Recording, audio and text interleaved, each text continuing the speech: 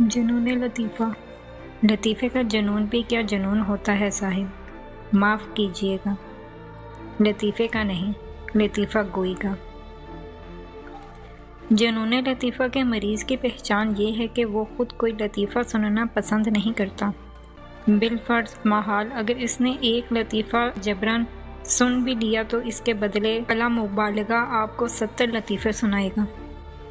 اکثر کا جنون تو اس حد تک بڑھ جاتا ہے کہ وہ دوسرے کے منہ سے لطیفے چھین لیتے ہیں اور بڑی تیز رفتاری کے ساتھ اگلنے لگتے ہیں۔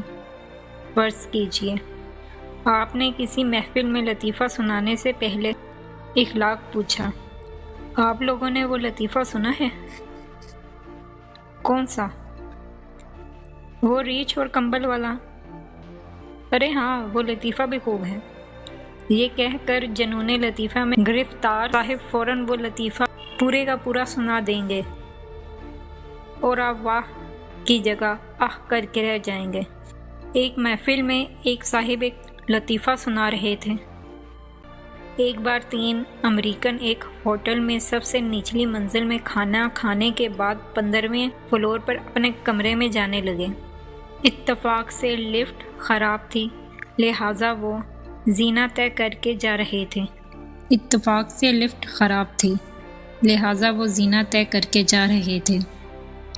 ان میں سے ایک امریکن ایک زینہ طے کرتا اور ہنسنے لگتا۔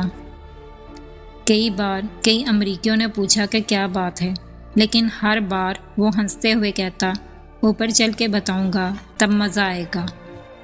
آگے میں بڑھتا ہوں، ایک صاحب تڑپ کر بولے اور شروع ہو گئے 100 الفاظ فی سیکنڈ کے حساب سے۔ جب وہ 15ویں فلور پر 250-300 زینے طے کر کے تقریباً غشی کی حالت میں نڈال پہنچے تو تیسرا امریکن پیڑ پکڑ کر ہنستے ہوئے بولا، چابی تو ہم نیچے کھانے کی میز پر ہی بھول آئے۔ ایک صاحب نے جو فن لطیفہ گوئی پر عبور رکھتے ہیں، ایک بار بتایا، صاحب اب تو عالم یہ ہے کہ لوگ ہمارے ہی لطیفے پر جناب آپ کا وہ لطیفہ خوب تھا، منو ان سنا دیتے ہیں، پھر داد طلب نظروں سے دیکھتے ہوئے میرے ہنسنے کی امید رکھتے ہیں، لیکن وہ یہ نہیں جانتے کہ میں اپنے ہی لطیفے پر داد دوں، ہنسوں یا روم۔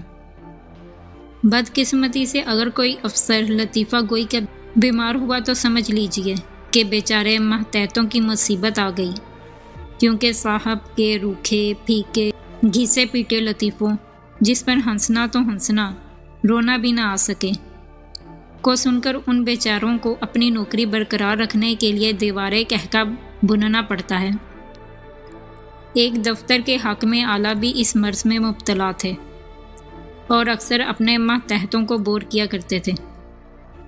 ایک دن اسی طرح لطیفہ گوئی ہو رہی تھی اور افسر صاحب کے بلند بانک کہکوں کے ساتھ اس کے اسسٹنٹ صاحبان بھی کہکہ میں لا رہے تھے، لیکن ایک صاحب غیر معمولی طور پر بالکل خاموش اور بے توجہ بیٹھے رہے۔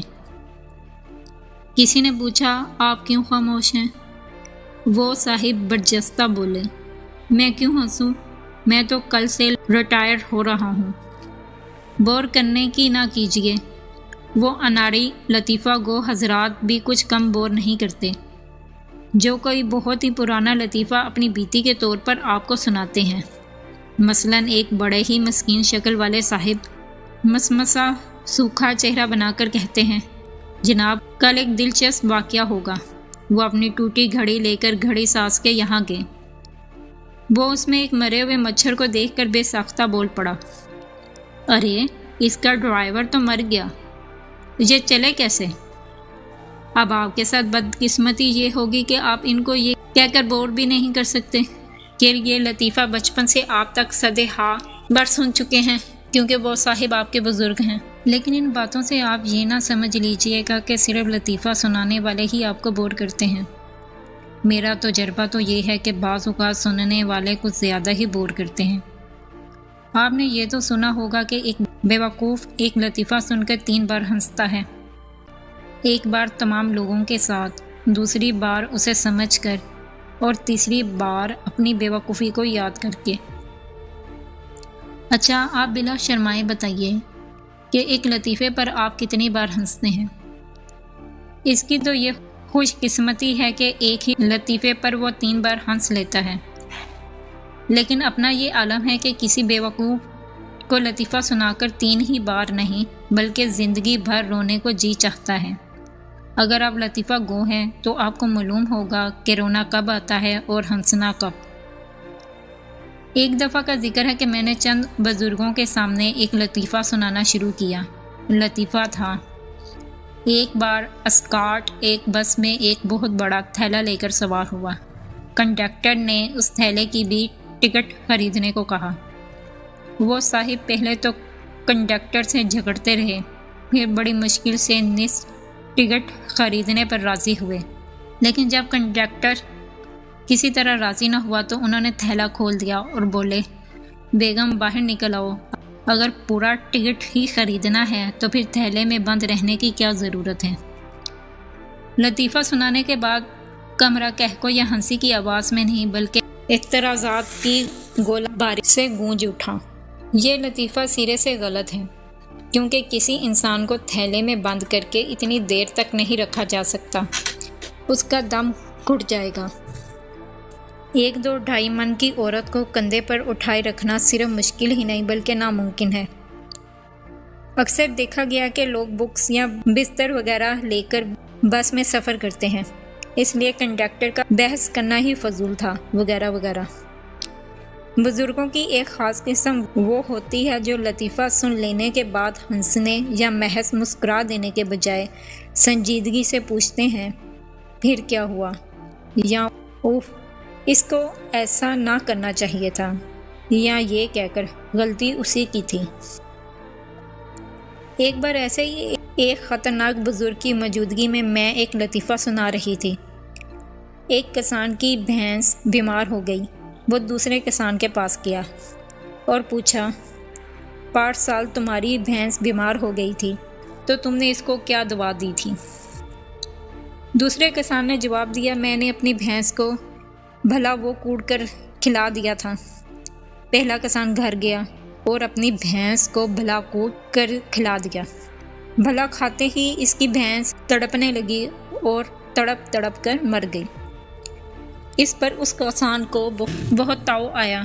وہ اسی وقت دوسرے کسان کے پاس گیا اور بگڑ کر بولا، تم نے اچھی دعا بتائی، میری بھینس وہ کھاتے ہی مر گئی۔ مر تو میری بھی گئی تھی، دوسرا کسان بولا، پھر تم نے مجھے بتایا کیوں نہیں؟ پہلے نے شکایت کی، تم نے پوچھا کب تھا؟ پوچھتے تو بتا دیتا۔ دوسرا معصومیت سے بولا۔ لطیفہ نہایت غور سے سننے کے بعد ٹھنڈی آہ بھرتے ہوئے ان بزرگ نے فرمایا، افسوس، کسان کی بے وقوفی سے ایک بے زبان کی جان چلی گئی۔ ایک دفعہ کا ذکر ہے کہ خواتین کے ایک مجمع میں ایک لطیفہ سنانے کا موقع ملا۔ حال میں خواتین کی پرشور باتوں کی آواز سے کان پڑی آواز نہیں سنائی دے رہی تھی۔ گلے لاؤڈ سپیکر بنے ہوئے اور ہر معزز خاتون اپنی آواز کو دوسری خاتون کی آواز پر حاوی کرنے کے لیے پوری زور آزمائی کر رہی تھی۔ ایسے میں میری رگِ لطیفہ پھڑکی اور اپنی بغل میں بیٹھی اپنی عزیز دوست یاسمین کو لطیفہ سنانے لگی۔ سن کر وہ زور سے ہنس پڑی۔ ان کی بغل میں بیٹھی ہوئی ایک فیشن ایبل خاتون شمیم بیگم نے پوچھا، کیوں، کیا ہوا؟ کاہے کی ہنسی ہو رہی ہے؟ یاسمین بولی، انہوں نے ایک لطیفہ سنایا تھا۔ اچھا، مجھے بھی تو سنائیے۔ سنیے، ایک بار ایک محفل میں ایک بائی جی، کس بائی جی کا ذکر ہو رہا ہے، میں بھی تو سنوں؟ دوسری طرف سے آواز آئی، جی ایک لطیفہ ہے۔ اچھا، ہمیں بھی تو سنائیے۔ جی ہاں، تو میں کہہ رہی تھی کہ ایک بار ایک محفل میں ایک بائی جی ڈھیر سارے زیور پہنے، ارے یہ کہیں نذیر بائی کا ذکر تو نہیں جن کے زیورات ایک شادی کی واپسی پر لوٹ لیے گئے؟ ایک کونے سے زور سی آواز آئی، جی نہیں، یہ ایک بائی جی کا لطیفہ ہے۔ اوہ، اچھا، تو پھر کیا ہوا؟ ہاں، تو وہ گا رہی تھی، میں اکیلے پھرتی تھی۔ بہت خوب، آگے کیا قصہ ہوا؟ پھر یہ ہوا کہ ایک پشاوری خان دھاڑے مار مار کر رونے لگا۔ میں جھلا کر بولی، ارے یہ کیوں؟ چک چک، اس پر کیا بیتا پڑی؟ چک چک کی آوازیں 2-3 طرف سے ابھریں اور اس ہائے وائے کے ماحول میں لطیفے کے خاتمے سے پہلے ہی پوسٹ مارٹم ہو گیا۔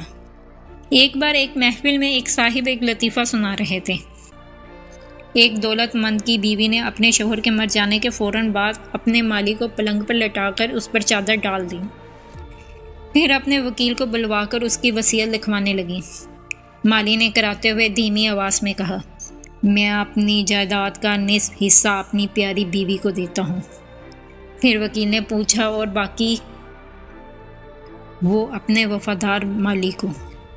عجیب عجیب، ایک فلک شگاف آواز کمرے میں گونج اٹھی، ایسا کبھی نہیں ہو سکتا، آپ نسائیت کی بھرپور توہین کر رہے ہیں، ایک عورت کبھی ایسی گھری ہوئی حرکت کر ہی نہیں سکتی۔